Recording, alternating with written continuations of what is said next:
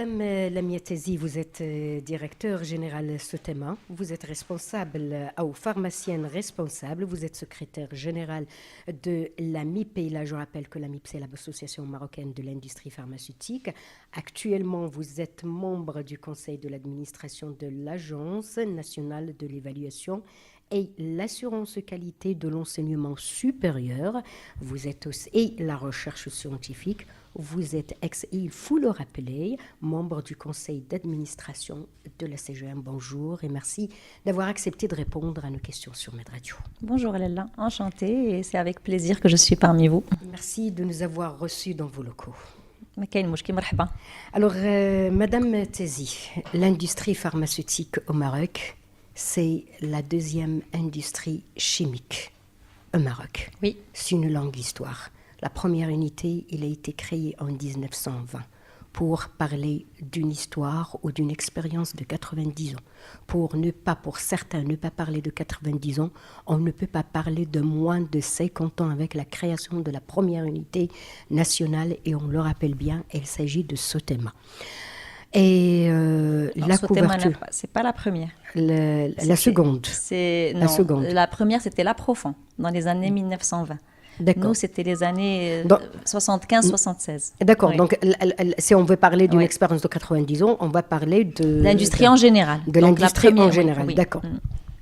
Donc, cette industrie répondait aux besoins du Marocain à hauteur de 80%.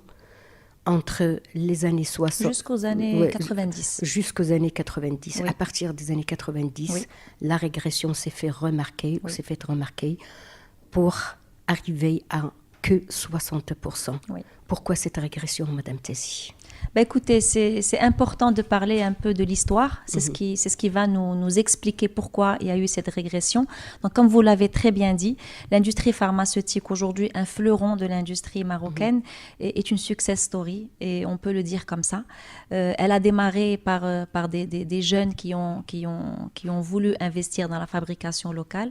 Et il faut comprendre que cette fabrication locale, elle a été donnée par du transfert de technologie. Donc, ça a été avec des licences, avec des partenariats, avec, il ne faut pas le cacher, avec les Européens, avec les Américains, qui nous ont ramené cette possibilité de fabriquer le produit localement. Donc, il y a eu des usines qui se sont ouvertes autour de cette fabrication. Et l'élément le plus important, c'est que pour favoriser cette fabrication, le gouvernement, dans le temps, et avec feu Sa Majesté Hassan Thani, il avait favorisé ça en mettant une circulaire, malheureusement qui n'est pas aujourd'hui dans une loi, mais qui est une circulaire qui favorise la fabrication locale, qui obligeait les laboratoires à fabriquer localement. Donc vous pensez bien que tout le monde a commencé à fabriquer, et cette protection, cette semi-protection qui a été faite, a permis effectivement de faire arriver la production locale jusqu'à 80%. Donc 80% des demandes du médicament marocain étaient donc fabriquées localement. Donc, c'était, comme vous l'avez très bien dit, l'essor de cette industrie. Malheureusement, avec le temps, avec la mondialisation aidant, avec les signatures de tous les accords que le Maroc a dû faire avec l'OMC, etc., les laboratoires internationaux ont voulu moins s'investir dans le transfert de technologie. Donc toutes les nouvelles molécules qui arrivaient, le ministère de la Santé leur donnait à l'importation. Donc j'imagine, je n'ai pas besoin de vous le dire, mais le médicament est très fortement réglementé. Donc aujourd'hui, l'industrie pharmaceutique et le monde du médicament est marié à vie avec le ministère de la Santé, parce que tout passe par le ministère de la Santé. Donc d'abord, l'enregistrement, donc c'est quelque chose aussi qu'on peut en parler, donc c'est un enregistrement, et c'est très bien, on dit qu'il faut le continuer, parce que le ministère de la Santé, il suit la qualité, il contrôle le tout, donc il ne donne l'autorisation que quand il est certain que le produit a les normes de qualité qu'il faut. Donc c'est un temps d'arrivée du médicament sur le marché. Deuxièmement, il y a la fixation des prix. Là aussi, évidemment, donc le gouvernement encadre les prix pour être sûr qu'il ne va pas y avoir des augmentations et des abus, ce qui est parfaitement normal. Donc toute la vie du médicament est liée, si vous voulez, entre le privé et le public à travers le ministère de la Santé. Donc c'est un partenariat public-privé. C'est un partenariat, et le moindre petit changement dans une décision d'un ministère de la Santé peut complètement faire changer les choses. Donc il suffit d'ouvrir l'importation à des produits qui fait qu'on ne fabriquera pas localement. Donc, c'est cette je ne veux pas dire protection parce que ce n'est pas une grande protection, mais au fait, on permettait, dès qu'il y avait un produit qui était fabriqué localement par un des opérateurs, le ministère de la Santé oblige tous les autres à fabriquer le même. C'est-à-dire qu'ils ne peuvent pas venir et importer. Et ça, je peux vous dire que cette simple chose a fait que nous sommes arrivés à 80% de fabrication locale dans les années 90. Malheureusement, il y a eu moins d'investissements. On va parler des baisses de prix, mais il ne faut pas dire que la baisse de prix est le principal. C'est vrai, il y a eu des abus de prix de certains produits. Le ministère est venu, il a recorrigé les choses. Il y a eu des prix qui se sont baissés, mais il y a eu un ensemble de choses qui ont fait qu'on a été un peu plus laxiste par rapport à la fabrication locale. On a permis des importations de produits. On a permis l'arrivée de produits asiatiques. Je n'ai pas besoin de vous dire la concurrence indienne, chinoise. Bon, bien sûr, avec les normes qualité. Je dis et je le redis parce que c'est très important. Le ministère de la Santé veille à la qualité. Mais vous allez arriver avec des prix très, très bas. Et on a beau dire aujourd'hui, le Marocain ne peut pas concurrencer l'Inde. Ne peut pas. Donc, tout ça a fait qu'il y a eu moins d'investissement dans la fabrication locale et nous sommes arrivés à les 60-65% qu'on a. Évidemment, il y a aussi la part des nouvelles molécules où le Maroc n'a pas beaucoup investi dans la fabrication. Chose que Sotema aujourd'hui a fait, et alhamdoulilah, c'est ce qui nous différencie, c'est qu'on a fabriqué des formes nouvelles, innovante et qui a fait qu'aujourd'hui, on peut nous battre avec des grandes multinationales pour la fabrication de ces produits-là, évidemment en ramenant donc, des prix beaucoup plus accessibles comparativement au prix que la multinationale ramène au Maroc. Madame Tézi, avant justement de parler de ce thème en tant que tel, j'aimerais bien rester un petit peu dans le cadre un petit peu sectoriel et revenir à cette histoire de régression. Est-ce que vous ne pensez pas, parce qu'en 2000, les industriels ont crié haut et fort que les lois ou les textes de loi ne sont plus d'actualité. C'était en 2000. Alors la réaction ne s'est faite qu'en 2006, suivie par un décret dans 2014. Est-ce que vous ne pensez pas qu'il y a un certain laxisme de l'autre rive ? Ça prend du temps. Effectivement, bon, c'est clair, le privé ne va pas à la même vitesse que le public, ça on le sait. C'est vrai, on avait demandé des révisions de loi et ça a pris énormément de temps pour arriver. On a dû perdre des choses, probablement. Mais aujourd'hui, ce qu'on demande, parce que moi j'estime que ce qui est fait, et aujourd'hui, tout est rattrapable. Vous savez, la situation, on peut arriver à 80-90% de fabrication locale si on le veut. Si nous sommes soutenus, si nous sommes incités à faire de la fabrication, s'il y a une modération de l'importation de la part du ministère de la Santé, tout est faisable. Il faut juste le vouloir. Maintenant, qu'on ait perdu du temps, c'est un fait. Mais aujourd'hui, ce qu'il faut, c'est quand même rassurer les industriels, rassurer les investisseurs par rapport à cette possibilité de pouvoir fabriquer et de pouvoir donner un produit marocain aux citoyens marocains. Pouvoir fabriquer, Madame Tézi, est-ce que vous pensez que c'est une seule histoire qui est entre les mains des industriels ? C'est beau de fabriquer et de produire, mais de l'autre rive, il y a un consommateur. Est-ce que vous ne pensez pas qu'une industrie, c'est tout un écosystème, c'est un ensemble de composantes, d'éléments constitutifs ? Oui, tout à fait. Aujourd'hui, comme je vous ai dit, l'industrie est le maillon, et le premier maillon de la chaîne du médicament, sans parler de la chaîne de l'écosystème de la santé. Aujourd'hui, c'est un maillon et c'est quelque chose dans le grand écosystème. Évidemment, il y a la chaîne de distribution du médicament, il y a le citoyen à la fin, il y a les hôpitaux, il y a les médecins. Donc, tout cet écosystème est logiquement quelque chose où il faut vraiment s'atteler pour le corriger, mais chez le corriger, essayer de l'améliorer. Parce que honnêtement, là où le bas blesse, c'est aujourd'hui la consommation. C'est le coût que le Marocain peut mettre dans ses soins de santé et dans ses achats de médicaments. Et aujourd'hui, c'est ce problème-là qui fait que tout cet écosystème, on peut dire qu'il est malade. Donc maintenant, l'industrie, évidemment, elle a ses propres problèmes, on peut en parler. Mais si vous allez dans chaque domaine, vous allez avoir, chacun a ses soucis, chacun a ses problèmes, chacun voudrait l'améliorer à sa manière. Mais logiquement, c'est un écosystème global et qui est intimement lié à ce que le Marocain peut débourser pour ses soins de santé et pour lui et pour ses enfants. L'accessibilité aux Voilà, médicaments. tout à fait.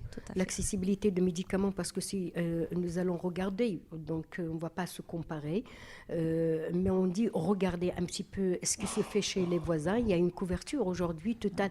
Alors, puisqu'il y a ce retard de couverture et pour que l'industrie, sauf qui peut, est-ce qu'il n'y a pas une sorte de demande que le médicament, pourquoi on subventionne une bonne de gaz, donc une sorte de subvention, parce que le médicament, qui dit médicament, il dit vivre bien, on ne va pas dire c'est la santé. Oh, c'est clair. Donc, vous avez la santé et l'éducation. Oui.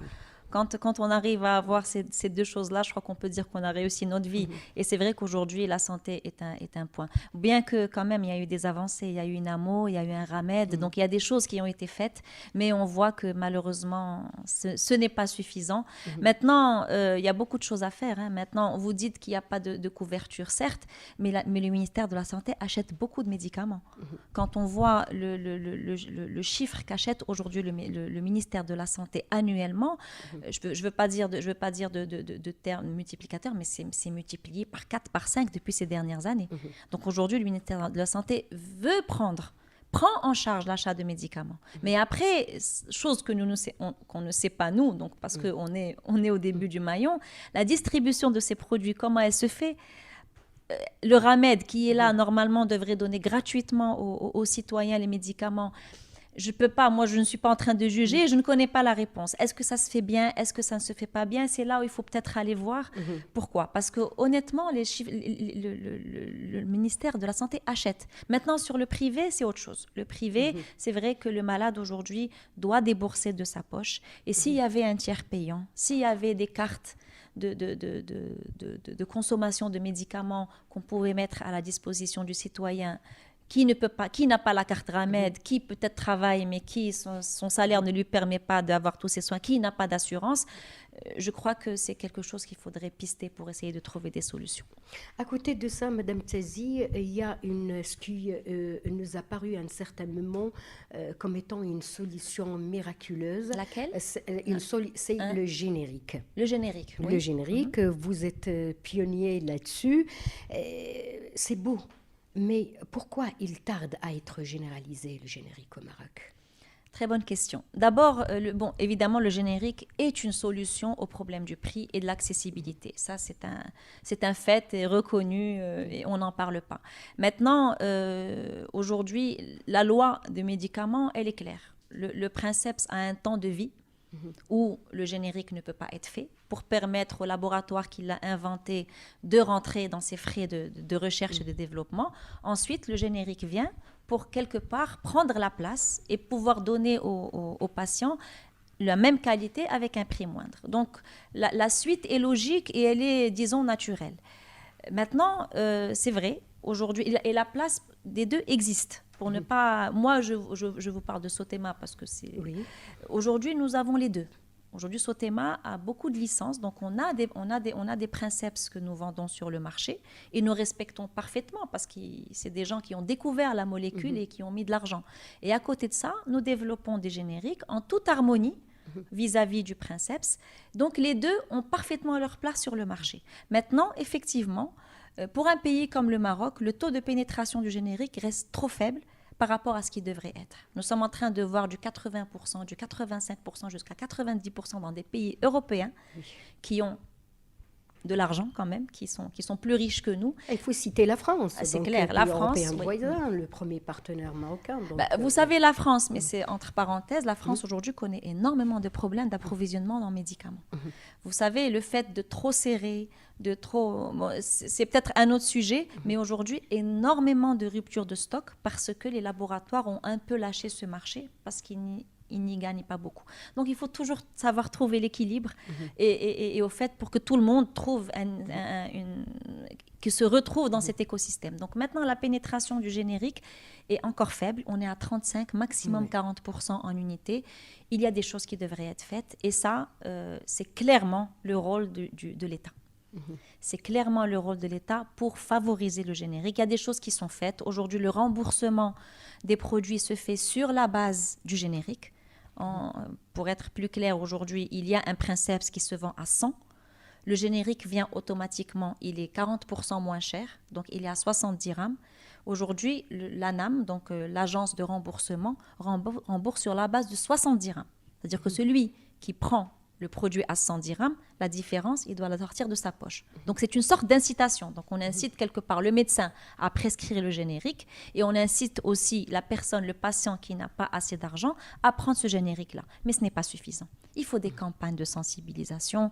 Moi j'ai assisté à une étude qui a été faite par le ministère de la Santé où la perception du générique n'est pas encore bonne. Et là, c'est du travail pur de sensibilisation, de communication.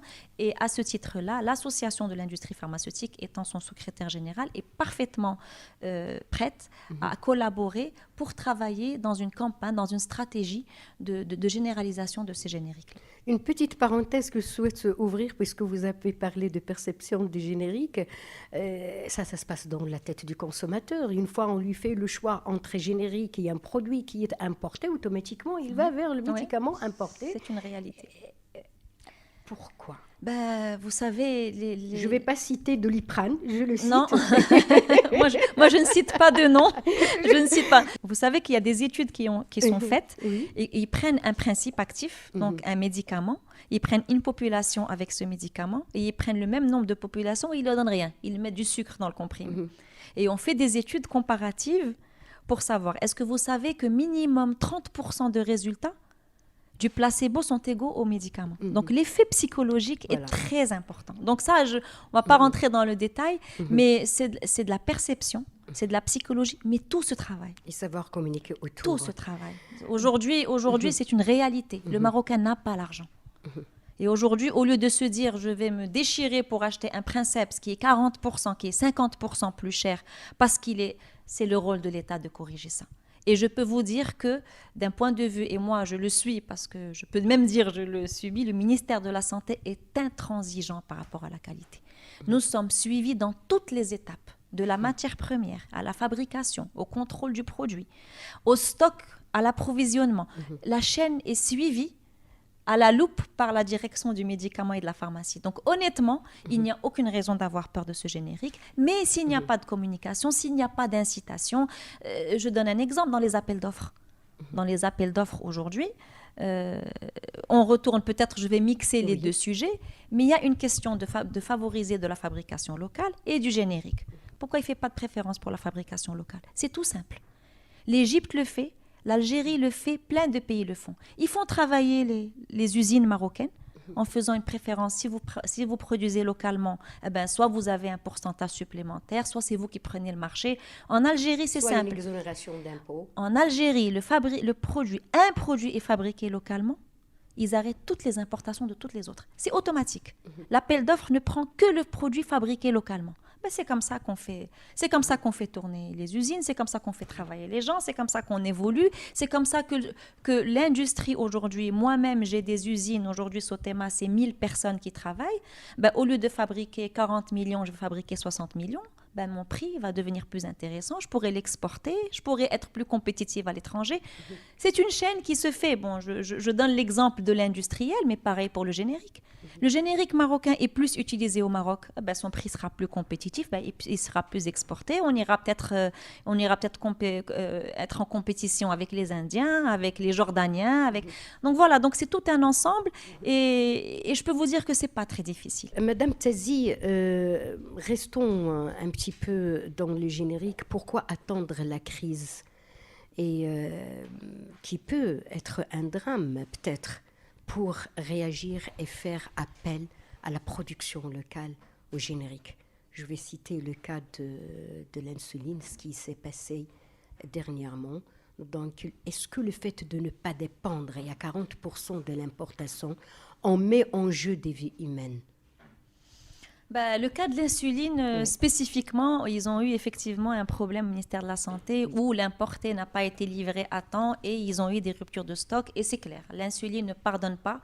c'est des morts directement. Donc le diabète est une maladie malheureusement chronique à vie. Et les insulinodépendants, quand ils n'ont pas leur dose d'insuline, peuvent mourir et très rapidement. Donc effectivement, il y a eu ce cas-là où le produit importé n'est pas venu à temps et il a creusé. Et c'est vrai, le ministère de la Santé a fait appel à Sotema qui nous fabriquons localement. Et on a pu, et ça, même, sans même discuter, là vous avez débloqué la situation. J'ai débloqué, bien sûr, j'avais de quoi faire et j'ai fabriqué et je les ai livrés le temps d'avoir. Donc il est clair qu'aujourd'hui, pour des produits stratégiques, et le médicament est un produit stratégique, il faut absolument avoir une stratégie intelligente par rapport à l'approvisionnement. Il n'y a pas que le moins disant, il n'y a pas que celui qui arrive en premier. Aujourd'hui, il doit y avoir une réflexion profonde sur l'approvisionnement du médicament au Maroc. Je ne parle pas de tous les médicaments. Il y a des médicaments essentiels. Et aujourd'hui, l'insuline est un fait parce que Sotema l'a vécu et alhamdoulilah, le ministère s'en est bien sorti. Et j'espère qu'on trouvera une solution pour cette insuline-là. Mais au-delà de l'insuline, il y a d'autres produits. Aujourd'hui, il y a énormément de produits. Le ministère de la Santé fait des appels d'offres et ils sortent infructueux. C'est-à-dire que personne ne soumet une offre pour des produits. Et c'est des produits de cancer, c'est des produits de diabète. Et là, c'est aussi des sujets de discussion très profonds. Pourquoi est-ce que les gens ne soumissionnent pas ? Et aujourd'hui, on fait appel à des commandes d'urgence, à des choses comme ça. Ça, c'est des problèmes que nous vivons, bien sûr en partenariat avec le ministère de la Santé, sur lesquels il faut des réflexions profondes pour trouver des solutions. Et c'est peut-être pas, malheureusement, on est tellement légiféré, on est tellement suivi qu'il n'y a pas trop il laisse pas trop de manœuvre à des solutions rapides et efficaces. Et là, pour des choses comme ça, il est clair qu'il faut que le ministère de la Santé trouve des solutions pour éviter des ruptures de stock, pour éviter des problèmes d'importation et pour mettre en valeur le produit marocain, bien sûr. Et aussi faciliter l'accès aux médicaments. Juste vous donner l'exemple et être concret entre l'insuline, fabrication locale Sotema, vous l'avez vendu à combien et celle où le médicament importé, celui importé? Oui. Alors l'insuline déjà, pour donner toute l'histoire, il y a deux familles d'insuline. Il y a l'insuline humaine en flacon qui est aujourd'hui achetée par le ministère de la Santé et qui est accessible aux patients diabétiques. C'est ce que le ministère de la Santé achète et ils achètent, je le dis, je le répète, en quantité suffisante. Aujourd'hui, le ministère de la Santé s'est promis de prendre en charge tous les diabétiques du Maroc et les quantités qui sont commandées annuellement sont importantes. Donc aujourd'hui, le travail de donner aux diabétiques insulinodépendants le médicament est fait. Maintenant, à côté, il y a les stylos pour les gens qui sont capables de mettre aujourd'hui, les gens qui sont capables d'acheter cette insuline-là dans un stylo, l'achètent beaucoup plus cher, mais se l'injectent à la maison, savent comment le faire. Donc aujourd'hui, l'offre est faite. Il n'y a pas de problème. Maintenant, le stylo est importé parce que personne ne le fabrique localement. Et il est fait pour des gens qui ont l'argent de pouvoir l'acheter. Les flacons d'insuline, qui aujourd'hui Sotema le fabrique et le vend à 85 dirhams sur le marché privé, est vendu, je ne veux pas dire de bêtises, dans les 200 dirhams, je ne sais plus combien, dans les 200 dirhams le flacon. Donc il y a quand même une grande différence sur ce flacon-là. On ne parle pas. C'est bien quand même de faire la différence parce que le stylo, c'est normal qu'il soit cher. Il y a un stylo injecteur, mais c'est pour une population qui peut se permettre. Mais celui qui n'a pas l'argent, il va acheter son flacon, il va prendre une seringue à insuline et il va s'injecter. Donc, le Maroc, quand même, offre la possibilité d'avoir plusieurs gammes d'insuline. Mais sur la gamme la moins chère, on est quand même sur une grande différence de prix sur le marché privé. Maintenant, la bataille dans l'appel d'offres, on arrive à des prix beaucoup plus bas. Ce qui est normal, c'est des quantités qui sont beaucoup plus importantes. Le marché privé de l'insuline n'est pas très important. Il y représente 10%. 90% de ces flacons-là sont achetés par le ministère de la Santé. D'accord. Est-ce que c'est la même histoire ou la même expérience qui est menée pour les médicaments anticancéreux? Sotema, Oui, ça oui. Ça oui. Ben, Sotema a investi dernièrement dans une usine de fabrication de biosimilaires. Donc, c'est des produits anticancéreux de nouvelle génération. Donc, c'est une nouvelle forme de traitement du cancer.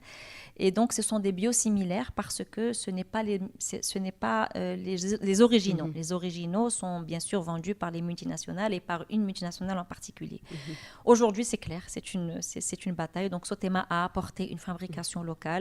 Elle a apporté la possibilité, bien sûr, de réduire le prix pour le patient marocain et africain parce que c'est des produits qui vont être fabriqués pour l'Afrique.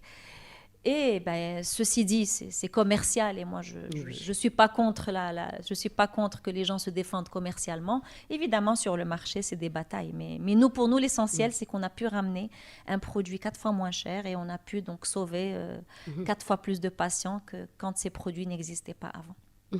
Madame Tézi, nous avons cité l'insuline, nous avons cité les médicaments anti-cancéreux. Donc, la recherche et le développement, donc c'est pas ça ce qui manque au Maroc.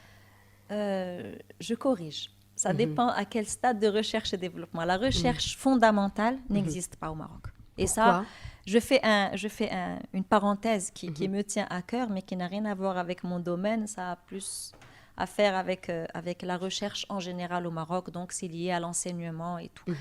Il n'y a pas de recherche parce qu'on ne s'y est pas mis, parce qu'il n'y a pas d'incitation, parce qu'il n'y a pas d'écosystème qui a été créé autour, parce qu'on a plein de Marocains qui veulent créer On plein n'a pas de de choses. budget qui est consacré et dire voilà, ce budget c'est pour recherche et développement. Je le dis malheureusement, peut-être parce que je ne sais pas, mais j'ai essayé et puis j'ai été nommée, comme vous l'avez bien dit dernièrement, dans cette agence-là, où j'aimerais bien apporter de ce que je sais dans mon monde du médicament. Il n'y a rien. Il y a des gens qui aiment, tous les Marocains qui ont cet esprit de chercheur vont à l'étranger. Parce qu'ils savent qu'au Maroc, ils ne sont pas aidés, ils ne sont pas incités, on les laisse tourner et finalement, il n'y a pas... Un minimum, c'est de créer. C'est de créer un écosystème où les gens se rencontrent. Aujourd'hui, un laboratoire marocain, s'il sait qu'il y a une pépite qui est au premier stade de découverte, c'est ce qu'on a fait nous dans l'antibiotique qui a été inventé et découvert par un chercheur de Fès. Ben, ce gars-là a tourné pendant 10 ans. Personne ne l'a pris en charge. Donc, il a fait le tour des laboratoires et finalement, il est tombé sur Sotema. On y a cru. Bon, ça fait 12 ans qu'on travaille. Ça fait beaucoup d'argent qu'on a mis, mais ça fait partie du jeu. Et la recherche et développement, donc, pour répondre à votre question, la recherche fondamentale n'existe pas au Maroc parce qu'elle nécessite beaucoup d'argent et elle nécessite beaucoup de travail autour de ça. Maintenant, beaucoup d'argent pour découvrir les grandes molécules. Mais il y a des petites recherches qui peuvent être faites et qui peuvent donner cette valeur ajoutée aux produits marocains, mais qui malheureusement n'est pas prise en charge. Maintenant, le développement, c'est autre chose. Aujourd'hui, ce que font les industriels marocains, c'est qu'ils développent des génériques. Et c'est aussi du travail, ce n'est pas rien. Parce que bon, la recherche peut-être, elle est faite ailleurs, mais nous, on prend cette recherche-là, après 20 ans quand même, on laisse 20 ans à l'inventeur pour amortir ce qu'il a investi dedans. Et nous prenons et nous développons soit des génériques, soit des biosimilaires. Donc la particularité du biosimilaire, c'est que c'est beaucoup plus compliqué à développer parce que c'est des produits biologiques. La copie, si vous voulez, le copier n'est pas facile parce que un produit biologique change tout le temps. Donc c'est pas un produit chimique. Un produit chimique, il est synthétisé. Vous pouvez resynthétiser la même chose exactement dans les mêmes règles et obtenir exactement la même chose. Dans un produit biosimilaire, on s'adresse à des produits biologiques, donc il faut faire beaucoup d'études supplémentaires pour prouver que c'est la même chose. Et c'est de là où le développement, quand même, je dis, qui se fait au Maroc, parce que Sotema a investi dans ce développement-là pour pouvoir donner un produit qui est similaire, qui est biosimilaire, mais qui est beaucoup plus accessible en termes de prix. Juste pour avoir un chiffre, combien consacre Sotema à cette phase de développement après recherche et développement effectuée ailleurs, donc à ce maillon de développement de votre chiffre d'affaires? De notre chiffre d'affaires, j'ai jamais calculé au fait, mais un pourcentage. je dirais du 4-5%. 4-5% dans le développement. Parce que le développement, il faut chercher la molécule, il faut chercher le partenaire pour le faire, parce qu'on n'est pas fabricant de matières premières, et ça aussi, C'est un grand défaut parce qu'on fait de la transformation. Donc, il y a tout. Et la matière première représente un grand pourcentage de la qualité du médicament. Donc, il y a une vraie recherche sur la qualité du principe actif, donc de la matière. Et puis, il y a toute la partie développement. Quand on parle développement, c'est mise en place de la formulation, de la formule elle-même. La suivre en stabilité pendant la durée de sa vie. Donc, si un produit a 2 ans de vie, il faut le suivre pendant 2 ans pour être sûr qu'il est stable. Il faut développer les techniques de contrôle. Il faut faire des tests de bioéquivalence. Ça aussi, c'est quelque chose de nouveau, enfin, qui existe depuis des années, mais aujourd'hui, ça devient obligatoire au Maroc. Donc, des tests de bioéquivalence à faire. Donc, le développement a plusieurs étapes et c'est des coûts non négligeables. Donc, quand le laboratoire a fait tout ce travail-là, je reviens un peu au partenariat qu'on a avec le ministère de la Santé. Quelque chose qui peut donner un boost à cette industrie et lui permettre d'aller plus vite et plus loin, c'est de ne pas retarder l'enregistrement. Parce qu'aujourd'hui, on met minimum 2 ans à développer un produit. Et quand il y a encore 2 ans derrière pour obtenir l'AMM, les Indiens, les autres, ils ont déjà mis sur le marché, ils ont déjà vendu, ils ont déjà amorti. Nous, on est en train d'attendre encore l'AMM. Maintenant, il y a des niveaux, il y a des niveaux de vitesse. Bon, le ministère de la Santé a aussi une certaine capacité. C'est un fait.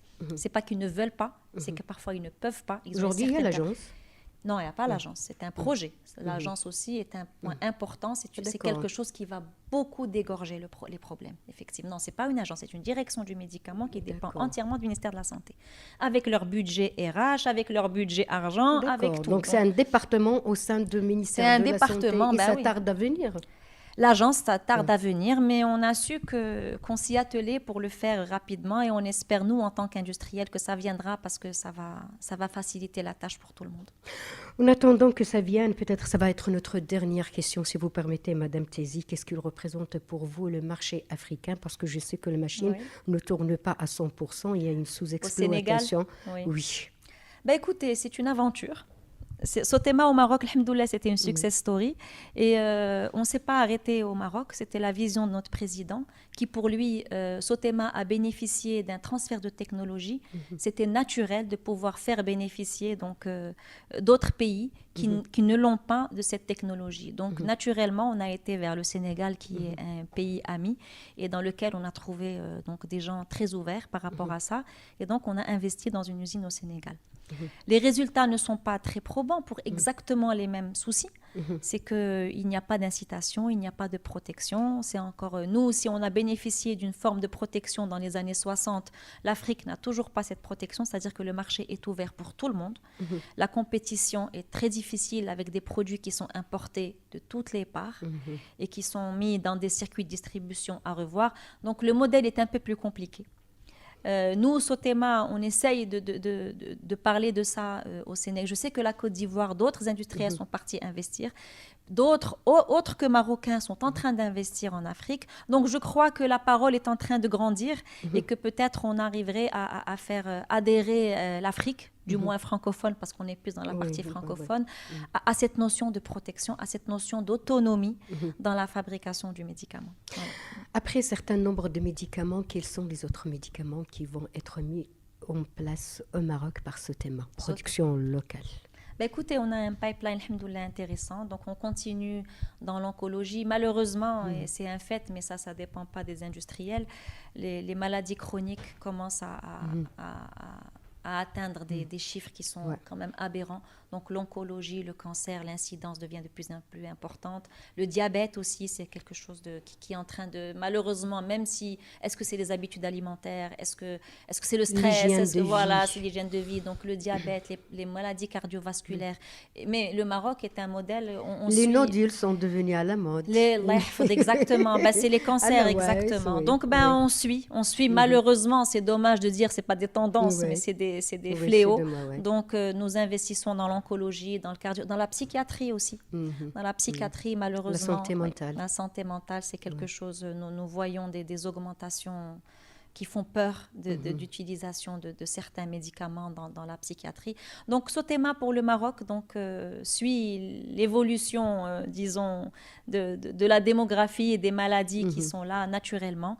Et on espère qu'on sera au rendez-vous, Inch'Allah, avec de l'innovation toujours et à des prix accessibles. Inch'Allah, Madame Lamia Tazi, je rappelle que vous êtes directeur général SOTEMA, vous êtes pharmacienne responsable, secrétaire générale de la MIP. Actuellement, vous êtes membre du conseil de l'administration, l'agence nationale, du conseil d'administration de l'agence nationale de l'évaluation, l'assurance qualité de l'enseignement supérieur et la recherche scientifique. J'espère que ça va évoluer. C'est un peu trop, là. Ouais. Laissez juste Lamia Tazi, Baraka. Donc, je tiens à tout rappeler, ex-membre du conseil d'administration de la CGM. Merci. Merci beaucoup, Alella. Merci pour vos questions. Merci. Et merci.